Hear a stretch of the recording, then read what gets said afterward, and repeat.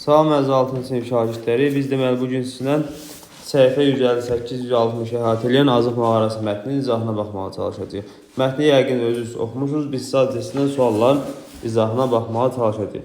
İkinci sualda deyir ki, lüğətdən istifadə edərək qaşov, paleolit, paleontoloq, geoloq, müzəffər sözlərinin mənalarını izah elə.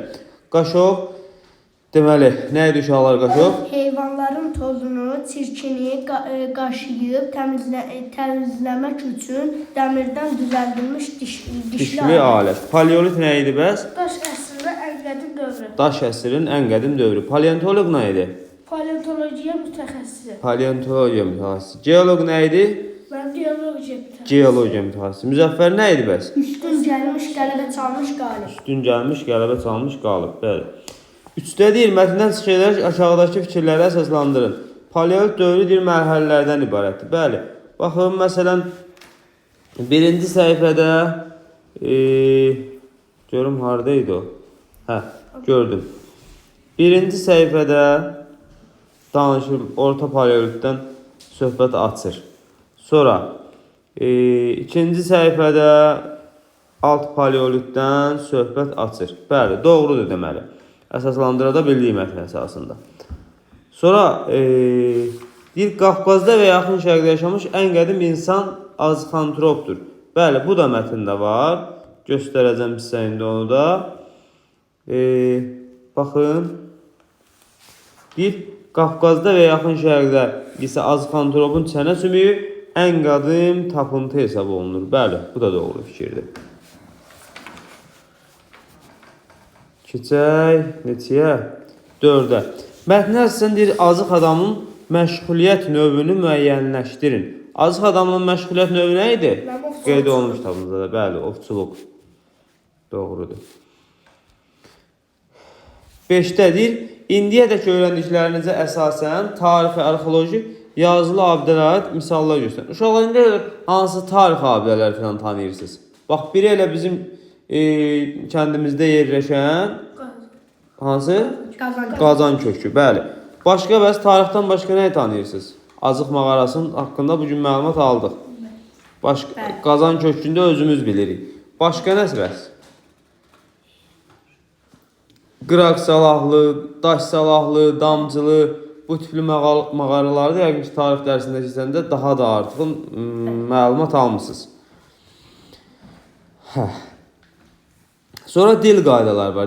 Mətnin birinci cümləsində diqqət yetirin. Bu cümlənin bitkin fikir ifadə etməsində hansı sözlərin rolu böyükdür? Uşaqlar, deməli, cümlənin bitkin fikir ifadə etməsində əsas rol oynayır cümlənin qrammatik əsası. Cümlənin qrammatik əsası da nədir? Mübtada və xəbər. Deməli, biz birinci səhifədə mübtada və xəbəri tapsaq, birinci cümlədə daha doğrusu. Bitmiş fikir ifadə eləməyə hansı sözlər əsas yaradır, biləcəyik. Bax, mavi yazılan cümlə. Azərbaycan qədim tarixi abidələrlə zəngin bir ölkədir. Ölkədir, xəbər. Ölkədir nə? Daha doğrusu, hara? Ölkədir hara? Xəbər. Azərbaycan. Deməli, bizə sualda nə deyirdi? Bax, birinci cümlədə Azərbaycan mübtada oldu, ölkədə xəbər. Görə bizə nə sual verirdi? Deyir, bu cümlənin bitkin ifadə etməsi hansı sözlərin rolu daha böyüdür? Azərbaycan və ölkədir sözlərinin. Baxın, burada yadda saxla hissəmizdə cümlənin qrammatik əsası haqqında bizə qısa məlumat verir. Deyir, cümlə bir-biri ilə məna və qrammatik cəhətdən bağlı olan sözlər və birləşmələrdən təşkil olunur. Bu sözlər və birləşmələr cümlə üzvü adlanır. Cümlə üzvləri iki qrupa bölünür. Baş üzvlər var, mübtada xəbər. İkinci dərəcə üzvlər var, tamamlıq, təyin, zərflik. Nümunə verib bizə. Anar dünən maraqlı filmə baxdı. Deməli, nə etdi? Baxdı. Xəbər. Kim baxdı? Anar. Mübtada. Nəyə baxdı? Filmə. Tamamlıq. Nə vaxt baxdı? Dünən zərflik. Hansı filmə? Maraqlı filmə təyin. Cümlənin yaranmasında və bitmiş fikir ifadə etməsində əsas rolu deyir, nə oynayır? Bax, deyir burada bizə. Yaranmasında bitmiş fikir ifadə etməsində əsas rolu nə oynayır? Baş üzvlər. Baş üzvlər hansı idi?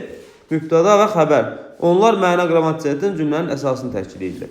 İndi 7-ci çalışmaya baxaq.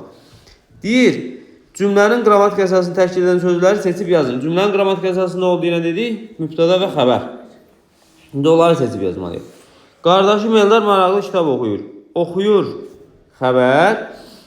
Kim oxuyur? Eldar mübtəda. Bir də deməli Eldar və oxuyur sözlərdir. Qədim insanlar mağaralarda yaşayırlar. Yaşayırdılar xəbər. Yaşayırdılar xəbər.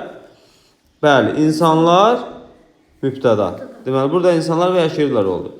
Uşaqlar, balaca uşaqlar fəvvarəyə maraqla baxırdılar. Baxırdılar xəbər. Uşaqlar mübtəda. Burada da uşaqlar və baxırdılar oldu.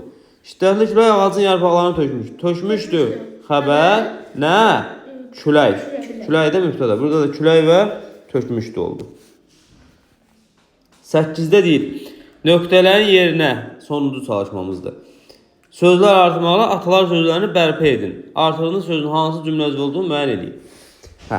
Deyir, tək əldən səs çıxmaz. Nöqtənin yerinə nə qoyacağıq? Səs. Düzdür? Çıxmaz xəbər nə? Səs. Artırdığımız səs sözü olur deməli nə? Mübtəda. Sonra 2. Ayaq tutar yerməz. Nə ayaq tutar yerməz uşaqlar?